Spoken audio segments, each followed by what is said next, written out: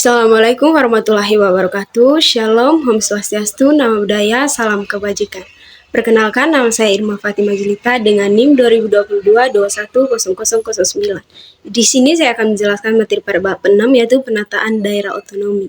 Istilah daerah dalam terminologi daerah otonom di Indonesia memunculkan dua penafsiran utama yang apabila tidak dipahami dengan benar oleh para pembuat kebijakan, maka hal tersebut akan memunculkan konflik. Penafsiran pertama tentang istilah daerah otonom berasal dari pemahaman yang meluas atas pengertian daerah yang dipahami sebagai area teritorial atau kekuasaan atas luas tanah tertentu. Daerah dalam penafsiran ini dipahami sebagai teritorial fisik berupa lahan, dataran, tanah dan dalam batasan-batasan fisik tertentu yang berada dalam wilayah kekuasaan tertentu. Daerah otonom kemudian ditafsirkan sebagai kekuasaan terhadap apa saja yang berada di atas atau di dalam teritorial tersebut. Penafsiran terhadap hal ini tampaknya merupakan bagian yang tak terpisahkan dari pengertian masyarakat tentang daerah yang dipahami secara historis. Dengan demikian, wajarlah apabila istilah daerah senantiasa dikaitkan dengan tanah dan luas wilayah kekuasaan tertentu dan tidak berorientasi pada orang. Sebagai konsekuensinya adalah apa saja yang berada di atas atau di dalam tanah tersebut juga merupakan apa saja yang berada dalam batas kekuasaan daerah. Sehingga wajar jika ada pejabat atau anggota masyarakat yang mengatakan bahwa dengan otonomi daerah, maka semua yang ada di daerah merupakan milik daerah. Dengan otonom dimaknai sebagai kumpulan orang yang secara satu kesatuan memiliki kewenangan untuk mengatur dan mengurus dirinya sendiri. Hal tersebut tercantum baik dalam Undang-Undang Nomor 22 Tahun 1999 dan juga Undang-Undang Nomor 32 Tahun 2004. Ketika daerah otonom intinya dimaknai sebagai kesatuan masyarakat hukum yang berada dalam batas wilayah tertentu yang berwenang untuk mengatur dan mengurus urusan yang diserahkan oleh pemerintah pusat sesuai dengan aspirasi dan kehendak masyarakat setempat. Kita masuk pada poin pertama, yaitu variabel penataan daerah. Menurut Smith, dia mengungkapkan bahwa arti penting penetapan batas daerah tersebut sebagai penentuan pola spesial kehidupan sosial dan ekonomi, ras identitas politik, dan efisiensi pelayanan publik. Penentuan batas daerah dibutuhkan karena pada dasarnya batas daerah akan mempengaruhi administrasi publik sehingga berpengaruh pula pada akhirnya pada pola spasial kehidupan sosial dan ekonomi masyarakat. Pada situasi yang berbeda, pola spasial kehidupan sosial dan ekonomi masyarakat dapat pula dijadikan pertimbangan untuk menentukan batas daerah jika suatu masyarakat memiliki interaksi sosial yang erat antara satu sama lain, serta memiliki interaksi ekonomi yang erat dalam kehidupan kesehariannya. Maka, pada dasarnya telah terbentuk pola spasial sosial dan ekonomi. Pembedaan daerah berdasarkan karakteristik kawasan pendesaan atau yang sering disebut juga dengan rural dan juga kawasan perkotaan atau yang sering disebut juga dengan urban. Pada dasarnya merupakan salah satu contoh penentuan batas daerah berdasarkan pola spasial kehidupan sosial dan ekonomi. Kawasan pendesaan dengan karakteristik sosialnya yang bersifat paguyuban dan karakteristik ekonominya yang didasarkan pada sektor agraris. Berbeda dengan kawasan perkotaan yang memiliki karakteristik sosial bersifat patembayan, dengan karakteristik ekonomi yang dominan di sektor jasa. Persoalan penentuan batas dan besaran daerah otonom merupakan hal yang krusial bagi efektivitas pemerintahan daerah. Menurut Norton pada tahun 1994 mengungkapkan bahwa penataan batas ini berkaitan dengan efisiensi ekonomi dan efektivitas demokrasi. Selain mempertimbangkan dua hal tersebut secara parsial, dapat pula dipertimbangkan kombinasi di antara keduanya yang mempunyai arti penting untuk menciptakan stabilitas, fleksibilitas, dan daya tanggap pelayanan publik. Kemudian kita masuk pada poin yang kedua, yaitu pertimbangan efisiensi ekonomi. Pertimbangan efisiensi ekonomi yang menjadi dasar bagi penentuan batas daerah meliputi beberapa hal. Yang pertama itu adalah perhitungan tentang biaya perjalanan dan komunikasi rendah sehingga menyebabkan efisiensi dan baiknya pelayanan publik dan koordinasi pemerintahan. Batas daerah yang terluas akan menyebabkan biaya koordinasi, baik dalam bentuk transportasi maupun telekomunikasi, menjadi lebih mahal dibandingkan batas daerah yang lebih sempit. Biaya koordinasi yang lebih besar akan mengurangi biaya yang diperuntukkan bagi pelayanan langsung kepada masyarakat. Jumlah penduduk yang lebih banyak dalam batas daerah tertentu akan juga membutuhkan biaya yang lebih besar, karena membutuhkan institusi yang lebih kompleks dalam pelayanan kepada masyarakat, sehingga batas-batas daerah juga berusaha harus mempertimbangkan jumlah maupun persebaran penduduknya.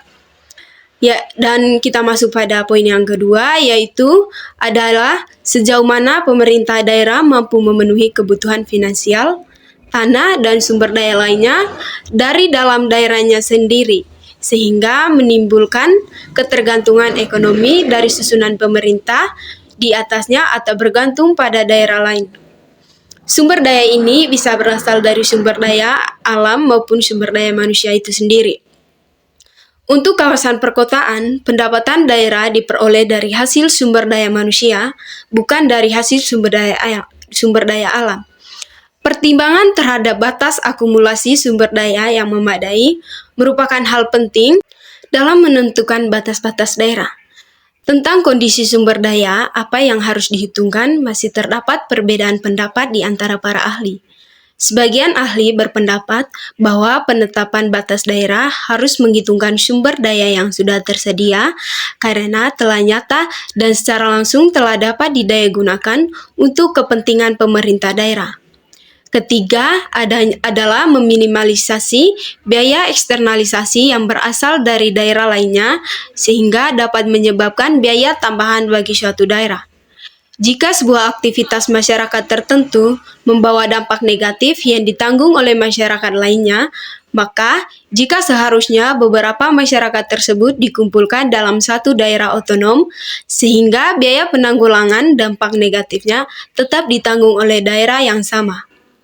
Pada sisi yang lain, jika kegiatan masyarakat lokal membawa dampak yang meluas bagi masyarakat yang lain, terutama yang berdampak positif, maka sebaiknya biayanya tidak ditanggung oleh semata masyarakat yang pertama, tetapi juga oleh semua masyarakat yang terkena dampak positif tersebut. Kemudian yang keempat adalah kemampuan melakukan fasilitasi, kolaborasi, dan koordinasi di antara berbagai jenis pelayanan yang diberikan dan lembaga pelayanan yang ada. Kemampuan ini sangat penting untuk menjamin efisiensi dan efektivitas pelayanan publik. Kapasitas ini diperlukan untuk menghindari tumpang tindih, konflik, dan pemborosan pelayanan publik. Kapasitas kelembagaan diperlukan untuk menjamin ruang kosong pelayanan dan ketidakterjangkauan pelayanan pemerintahan daerah kepada masyarakat. Persyaratan kelembagaan ini mutlak dibutuhkan dan dipertimbangkan dalam penentuan batas-batas daerah otonom karena bisa memunculkan dampak yang lebih parah dari sekedar efisiensi, yakni ruang kosong pelayanan publik.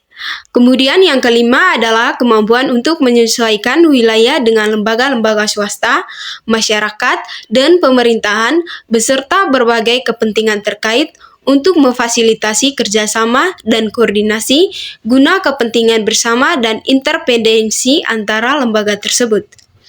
Hal ini berarti dibutuhkan kapasitas untuk menjalankan tata pemerintahan yang baik atau yang sering disebut dengan good governance dalam suatu daerah otonom. Kemudian kita masuk pada poin yang ketiga pada bab 6 ini, yaitu pertimbangan efektivitas demokrasi. Pertimbangan selanjutnya adalah efektivitas demokrasi. Penetapan batas daerah otonom diharapkan mampu menjamin beberapa hal. Yang pertama, batas daerah yang tepat akan mampu mengeksplorasi dengan tepat tentang apa saja yang diinginkan oleh para pemilih. daerahnya berarti kesatuan masyarakat hukum tertentu, maka setiap anggota atau kelompok masyarakat harus dapat mengartikulasikan aspirasi dan pilihannya dalam proses kebijakan di daerah tersebut. Kedua adalah batas daerah yang tepat akan menjamin keterwakilan yang adil bagi kaum minoritas. Seringkali batas daerah yang memiliki korelasi yang kuat terhadap pembagian daerah pemilihan atau dapil. Batas daerah umumnya ditentukan untuk kepentingan administrasi pemerintahan, sementara daerah pemilihan sebenarnya lebih berorientasi pada keterwakilan dalam proses politik berbagai kelompok masyarakat. Ketiga adalah mudahnya aksesibilitas penduduk dalam memilih anggota dewan dan pejabat pemerintahan daerah. Batas daerah memang harus memperhatikan banyak hal, termasuk faktor geografis, persebaran pemukiman penduduk, kemudahan transportasi, dan lain sebagainya. Aksesibilitas ini akan mempengaruhi baik kuantitas maupun kualitas partisipasi masyarakat dalam proses pemilihan umum atau pemilihan kepala daerah. Keempat adalah pemahaman publik terhadap sistem dan tujuan pemerintahan daerah. Karena batas daerah otonom akan menentukan aksesibilitas masyarakat dalam proses pemerintahan, maka sebenarnya batas daerah otonom secara tidak langsung akan menentukan pula interaksi masyarakat dengan masyarakat lainnya dan dengan pejabat politik dan pemerintahannya.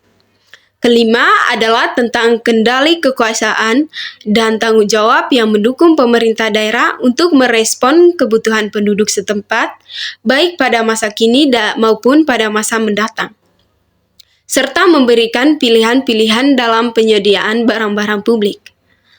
Batas daerah otonom akan menentukan ruang lingkup kelembagaan pemerintah seperti kecamatan, kelurahan, dan desa. Kemudian selanjutnya kita masuk pada poin yang keempat pada bab 6 ini, yaitu catchment area.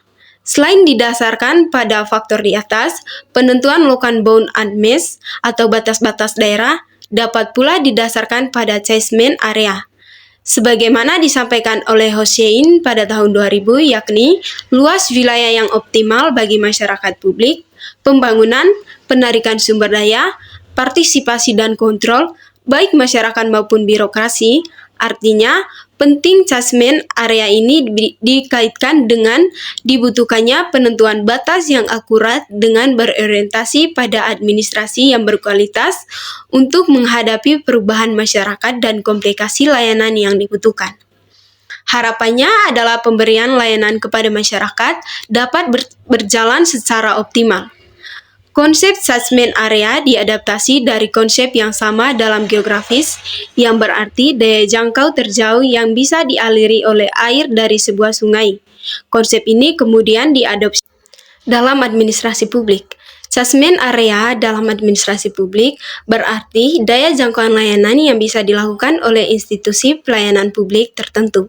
Kegagalan dalam area mencapai catchment area ini akan diikuti adanya kondisi dis-catchment area, yakni sebuah kondisi yang menunjukkan rendahnya daya jangkau lembaga dan aparat pemerintah terhadap masyarakat.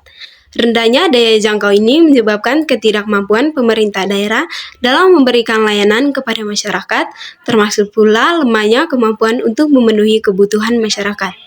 Kondisi ini dapat memiliki implikasi negatif berupa kerusakan lingkungan, kriminalitas, ketidakpuasan publik terhadap pelayanan birokrasi, serta lambannya birokrasi. Demikian presentasi pada bab 6 ini. Saya atas nama Irma Fatimah Zilta mengucapkan terima kasih.